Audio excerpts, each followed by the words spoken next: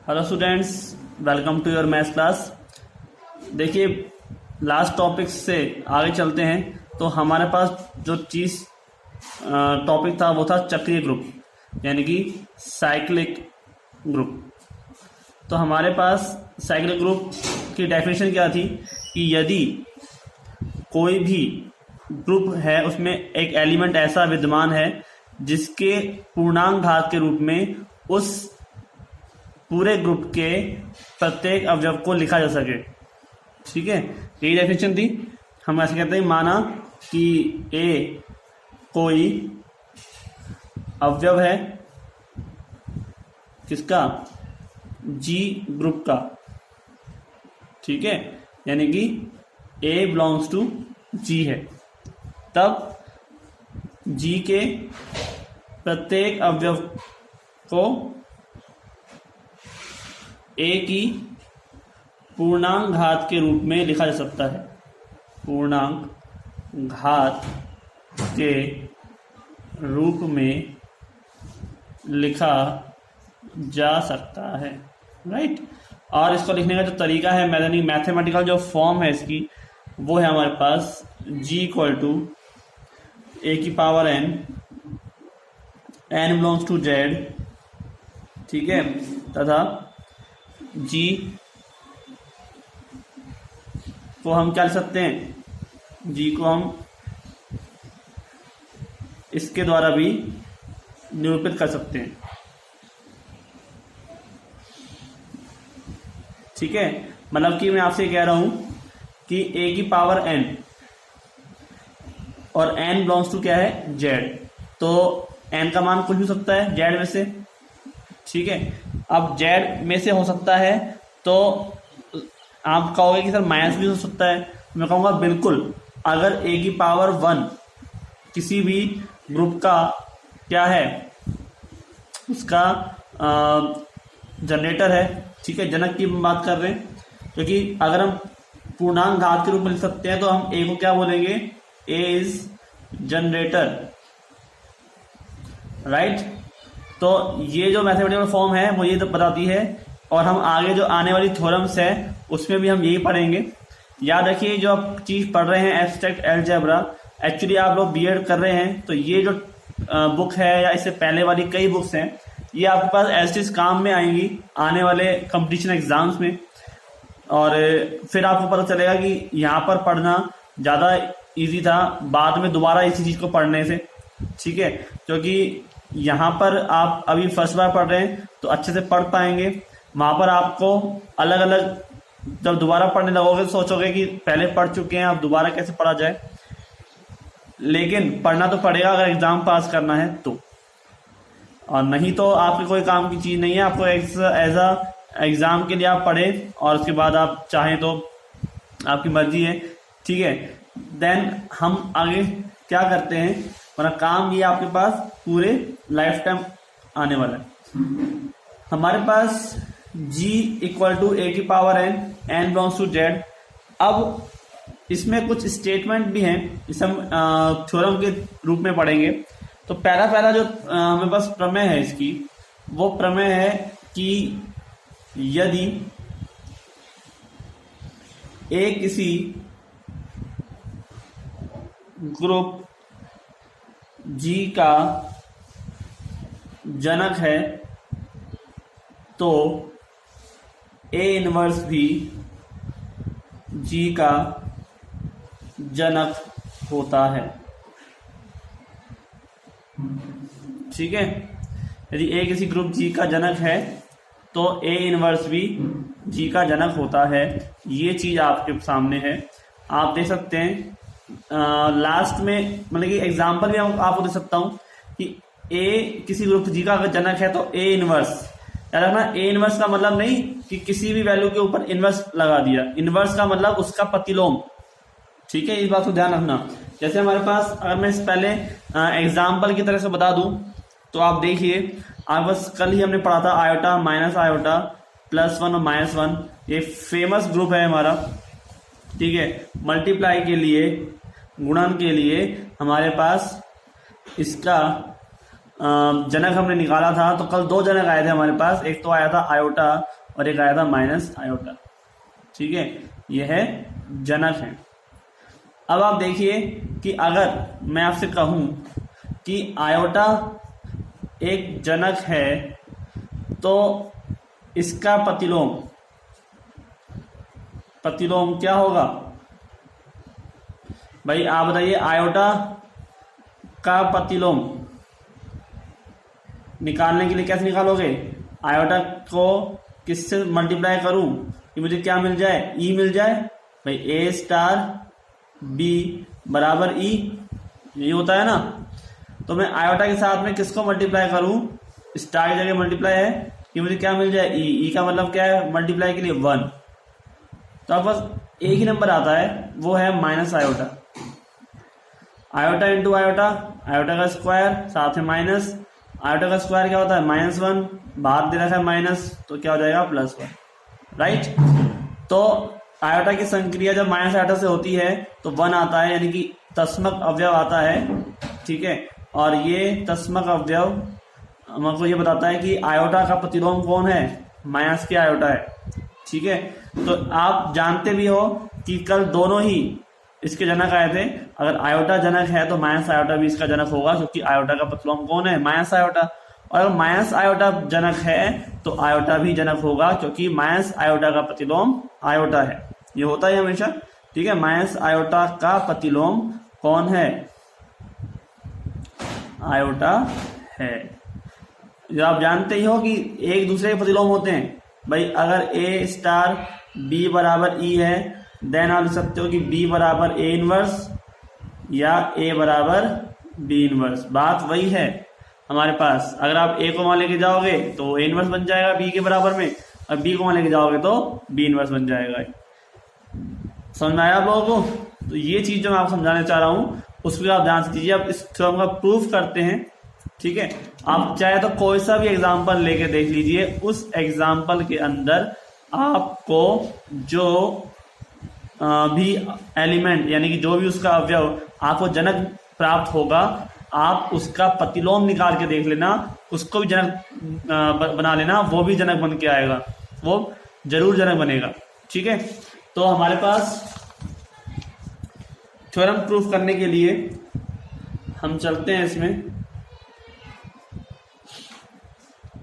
दिया हुआ है कि G का कोई भी एलिमेंट A जनक है। इस प्रकार से लिखे होंगे, उसका मतलब क्या है? वो जनक है। ठीक है, किसी भी एलिमेंट को ऐसे साइन के अंदर लिखना है, मतलब कि वो समुच्चय का जनक है। और ये इसकी क्या है? Mathematical definition. ठीक है, कि G बराबर A की पावर n, G का मान हम निकालना है तो हम A की पावर n के रूप में लिखते जाओ। 1 का स्क्वायर, 2 का स्क्वायर, 3 का स्क्वायर लिखा था हमने। ठीक है, -1 का स्क्वायर, जो भी जिस भी तरह का हमारे पास समुच्चय होगा उसी प्रकार का हमको यहाँ पर उसका जनक मिल जाएगा। ठीक है, आगे चलते हैं। तो हमारे पास अब हम मानते हैं कि A की पावर m वो भी क्या करता है? बिलोंग टू G है, जहां m कोई पूर्णांक है। अब देखिए, आप A की पावर m को कर सकते हो A की पावर माइनस m लिख सकते हो ना। और अगर बाहर वाले को A इनवर्स लगा दूं तो ये क्या हो जाएगा? A इनवर्स की पावर -m। अब देखिए, जब minus m belong to z है, if m belong to z then -m always belong to z या आल्सो बिलोंग टू z। ठीक है, -m भी तो बिलोंग करेगा, क्योंकि z के अंदर माइनस भी आता है प्लस भी आता है, दोनों संख्याएं आती हैं। इसका मतलब क्या हुआ कि G के प्रत्येक अवयव को A इनवर्स की कोई पूर्णांक घात के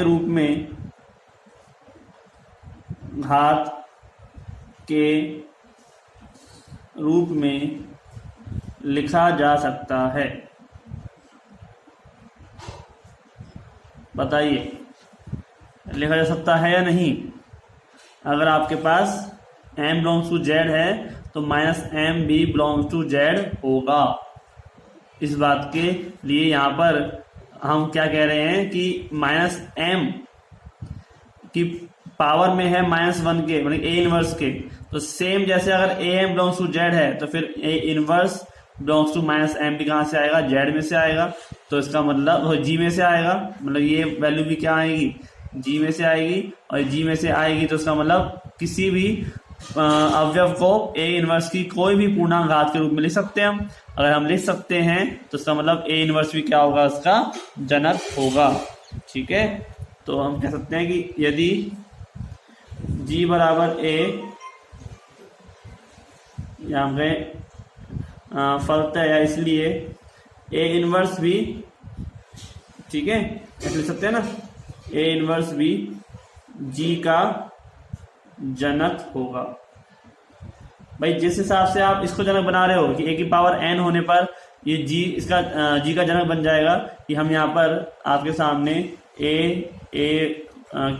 स्क्वायर, ठीक है, A3, A4, A5 ऐसे करके करते कितना जितना भी नंबर है उसके रूप में हम लिख सकते हैं। तो इस हिसाब से यहाँ पर जो -m है इसको भी वही जगह देनी चाहिए।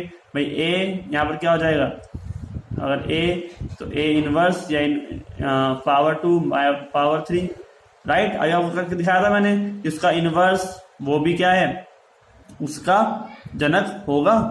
ठीक है, उस एलिमेंट का जनक।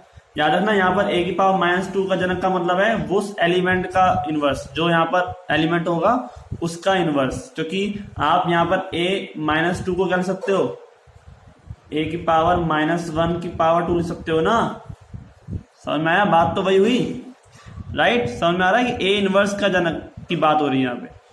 आप किसी को भी लिख लो, यहाँ पर A इनवर्स की पावर 3 लिख सकता हूं मैं। तो जो मैं आप चीज समझाना चाह रहा हूँ वो समझिए। ऐसा मत सोचिए कि सर आपने तो A इनवर्स निकाल के दिखाया था, आपने A की पावर -2 निकाल के दिखाया नहीं, A-3 तो बताया नहीं।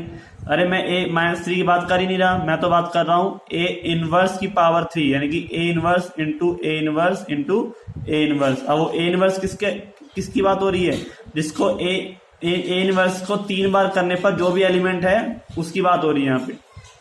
ठीक है भाई, हम यहाँ पे अगर आपसे बात करें, जैसे हमने कल हमने किया था कि 1 था, शायद mod 6 की बात की थी +6 के लिए, तो हमने 1 को कितनी बार जोड़ा था, 6 बार जोड़ा था। ठीक है, 1 + 1 + 1 + 1 ऐसा करके हमने 6 बार इसको जोड़ा था। ठीक है, तो अब 6 बार जोड़ने का मतलब क्या है कि 1 की पावर 6, तो 1 की पावर 6 कहाँ आएगी, यहीं आएगी, मतलब A6 लगा लो, राइट। ऐसे 1 की पावर 5, 1 की पावर 4, 1 की पावर 3, तो उसी का इनवर्स। ठीक है, तो हम उसकी बात कर रहे हैं। तो इस हिसाब से हमारे पास A इनवर्स भी क्या हो जाएगा, उसका जनक हो जाएगा। तो ये थ्योरम हमारे पास प्रूफ हुई। आगे थ्योरम देखते हैं।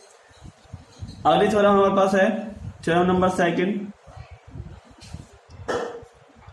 कि प्रत्येक चक्रीय ग्रुप आबेली होता है।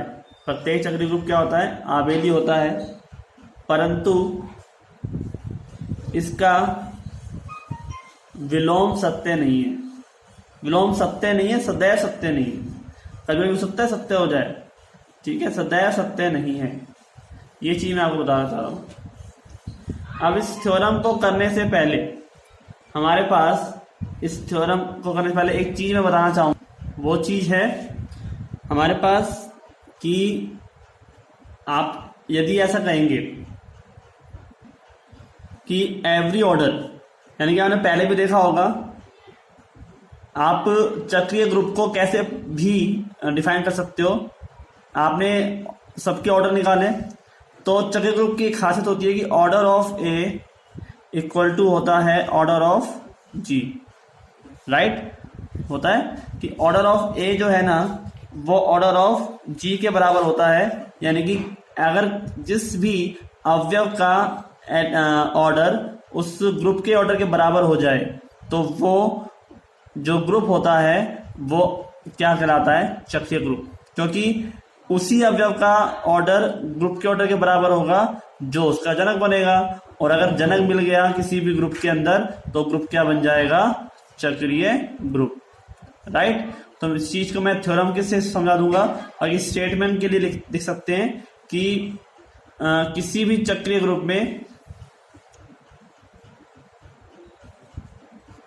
में जनक की कोटि ग्रुप की कोटि के बराबर होती है,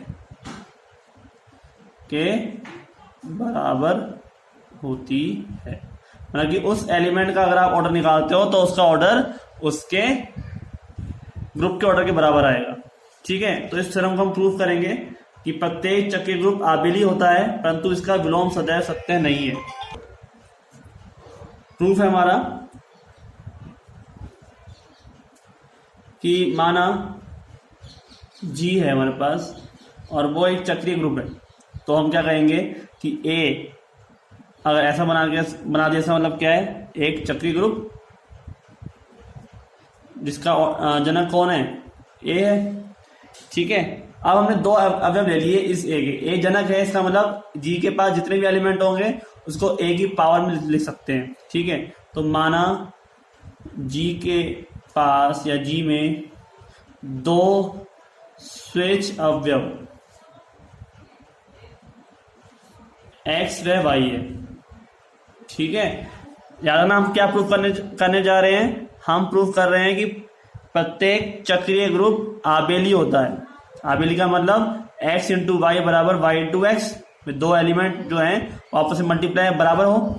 ठीक है, तो अब हम कह रहे हैं चक्रीय का मतलब a जनरेटर, तो हम क्या करेंगे, x को a की पावर में लिखेंगे, तब माना x बराबर a की पावर m व y बराबर a की पावर n के रूप में लिखा जा सकता है। ठीक है, कोई दिक्कत नहीं है। अब लिखा जा सकता है तो इसका मतलब कि हम अगर x और y को मल्टीप्लाई करें तो a की पावर m इंटू a की पावर n, और आप जानते हो घात के रूप को m इंटू n को हम क्या कर सकते हैं, m प्लस n। अगर मैं इस m प्लस n को घुमा दूं, n प्लस m कर दूं, ठीक है, तो ये क्या हो जाएगा, a की पावर n इंटू a की पावर m, घूम गया। ठीक है, वापस से इसको तोड़ सकता हूं ना, और a की पावर n क्या है बताइए, y है, और a की पावर m क्या है, x है, तो x इंटू वाई बराबर क्या हो गया, y into x, all of x y belongs to G। तो इसका मतलब G एक आबेली मतलब क्रम विनिमय आबेली ग्रुप है। राइट, अब हमें इसे उल्टा प्रूफ करना है कि एक आबेली ग्रुप जो है वो चक्रीय होता है, तो उसको हम एक एग्जाम्पल से प्रूफ कर सकते हैं। हम डायरेक्टली प्रूफ नहीं करेंगे क्योंकि उसमें आपको लैंग्वेज बहुत ज्यादा रहेगी, आपको एग्जाम में भी ऐसे ही प्रूफ करना है। ऐसा नहीं है कि यहीं पर हम प्रूफ कर रहे हैं तो एग्जाम में भी कुछ और तरह से प्रूफ करना पड़ेगा, नंबर नहीं मिलेंगे, ऐसा कुछ भी नहीं है। आपको एग्जाम में भी ऐसे प्रूफ करना है जैसे मैं आपको प्रूफ करके दिखा रहा हूँ। ठीक है, तो आप देखिए एग्जाम्पल में ले रहा हूँ सेकंड पार्ट को प्रूफ करने के लिए, तो एक मैट्रिक्स फॉर्म में मैं ले लेता हूँ। ठीक है, तो हम कहेंगे आपसे कि निम्न उदाहरण से इसका प्रतिलोम समझेंगे, इसका विलोम, प्रतिलोम नहीं विलोम समझेंगे या सिद्ध करेंगे। ठीक है, यानी कि हम क्या सिद्ध करने वाले हैं कि एक आबेली ग्रुप चक्रीय होता है। अब आबेली ग्रुप चक्रीय होता है तो यानी कि आबेली का मतलब कम्यूटेटिव, इंग्लिश मीडियम वाले बच्चे कम्यूटेटिव, और ये साइक्लिक। एक आबेली ग्रुप चक्रीय होगा, नॉट फॉर एवरी टाइम, हमेशा नहीं होगा ऐसा। ठीक है, तो हम किसी भी समुच्चय को लेकर उसमें अगर हम ये प्रूफ कर दें कि उसका कोई भी एलिमेंट का ऑर्डर उसके ग्रुप के ऑर्डर के बराबर नहीं है, तो उसका मतलब वो चक्रीय नहीं है। राइट, तो हमारे पास मान लेते हैं 4 अवयव हैं किसी भी ग्रुप के, तो हमारे पास कोई G1 क्या है, समुच्चय है। ठीक है, और जी के पास 4 एलिमेंट है, i 1 0 0 1, a है हमारे पास -1 0 0 1, और b है हमारे पास 1 0 0 -1, और एक c है हमारे पास जो है -1 0 0 और -1। ठीक है, ये 4 हमारे पास कह सकते हैं एलिमेंट है, अवयव है। तो उसको प्रूफ करने के लिए मतलब कि जी बराबर आप ले लो i a b और c। ठीक है, अब देखो ये जो i a b c यानी कि एक आबेली ग्रुप होगा, ये बात तो फिक्स है कि एक मैट्रिक्स फॉर्म के अंदर हम गुणा के लिए आबेली ग्रुप प्रूफ कर सकते हैं। ठीक है, तो हम कहेंगे कि जी गुणा के लिए आबेली होगा, लेकिन हम क्या प्रूफ करना चाह रहे हैं, चक्रीय। तो चक्रीय के लिए हम क्या करते हैं, सबका निकाल लेते हैं ऑर्डर। तो ऑर्डर निकालने के लिए हमें क्या चाहिए, ई चाहिए। ठीक है, तो आई जो है हमारे पास ये हो जाएगा आपका तस्मक अवयव, यह है तस्मक अवयव होगा। ठीक है, आप जानते ही हो। तो हम करते हैं, हमें क्या चाहिए कि ऑर्डर निकालना है कि ए को ए से मल्टीप्लाई करें, कितनी बार मल्टीप्लाई करें कि ई आ जाए। तो हम ए इंटू ए यानी कि ए स्क्वायर निकाल के देखते हैं। तो -1 0 0 -1, सॉरी यहाँ पे आएगा +1। तो मल्टीप्लाई करते हैं -1 0 0 और 1, तो दोनों मल्टीप्लाई करते हो तो -1 इंटू -1 +1, 0 इंटू 0 0, -1 सॉरी 0 इंटू -1 हमारे पास। ठीक है, तो -1 ये आ जाएगा यहाँ पे 0, और यहाँ आ जाएगा आपका 0 और ये आ जाएगा 1। ठीक है, तो ये जाएगा 1 0 और 0 1। अब ऐसे हम निकालते हैं बी स्क्वायर। तो बी स्क्वायर यानी कि 1 0 0 और -1 सेम मल्टीप्लाई करना है 1 0 0 और -1 के साथ। ठीक है, तो ये हो जाएगा हमारे पास 1 इंटू 1 1, 0 इंटू 0 0, 1 इंटू 0 0, 0 इंटू -1 0, 0 के साथ 1 को किया तो 0 आया, और -1 को किया 0 के साथ तो 0 आया। ऐसे 0 को किया 0 से 0, और -1 को -1 से किया तो 1 आया। ठीक है, यानी कि 1 0 0 और 1, ये तो आपको निकालना आता ही है, इसको बड़ी बात तो है नहीं यहाँ पे। ऐसे सेम सी स्क्वायर किया तो भी हमारे पास -1 0 0 -1, और -1 और 0 0 और -1, तब भी 1 0 0 1 ही आएगा। इसका मतलब ए स्क्वायर बी स्क्वायर सी स्क्वायर का मतलब क्या है कि ऑर्डर ऑफ ए कितना हो गया, 2। ऑर्डर ऑफ ए कितना हो गया, 2। ऑर्डर ऑफ बी ये भी कितना हो गया, 2। और ऑर्डर ऑफ सी ये भी कितना हो गया, 2। मतलब कि ऑर्डर ऑफ जी कितना है हमारे पास, 4 है, लेकिन इनके पास जो जितने भी एलिमेंट हैं उन सबका ऑर्डर कितना है, इसके ऑर्डर के बराबर नहीं है, चाहे कितना भी हो। भले यहाँ पर 2 है, लेकिन 2 की जगह 3 भी होता तो भी हम क्या कहते हैं कि ये चक्रीय नहीं है।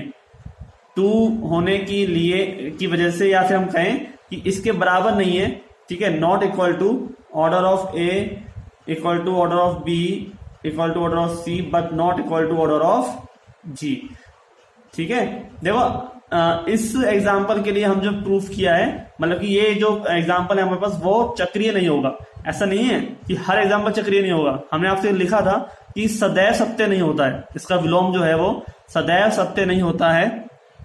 कभी कभी हो सकता है कि इस आबेली हो जाए, मतलब कि आबेली जो है चक्रीय हो जाए, लेकिन हमेशा नहीं होगा। तो उस चीज को हमने यहाँ पे प्रूफ किया। यहाँ आपको समझ में आ गया होगा कि ऑर्डर जी के बराबर होना चाहिए प्रत्येक एलिमेंट का। और अगर आप तस्मक की बात करो कि तस्मक को चेक करना है, तो तस्मक चेक करने की जरूरत नहीं है, तो इसका तो क्या होगा, 1 होगा। ऑर्डर ऑफ आई तो कितना होगा, 1 ही होगा ना, ये स्वयं भाई एक बार में आ जाएगा। तो आपको समझ में आया होगा। आज हमने जो थ्योरम पढ़ी वो मोस्ट थ्योरम्स हैं। तो मिलते हैं नेक्स्ट वीडियो में, धन्यवाद।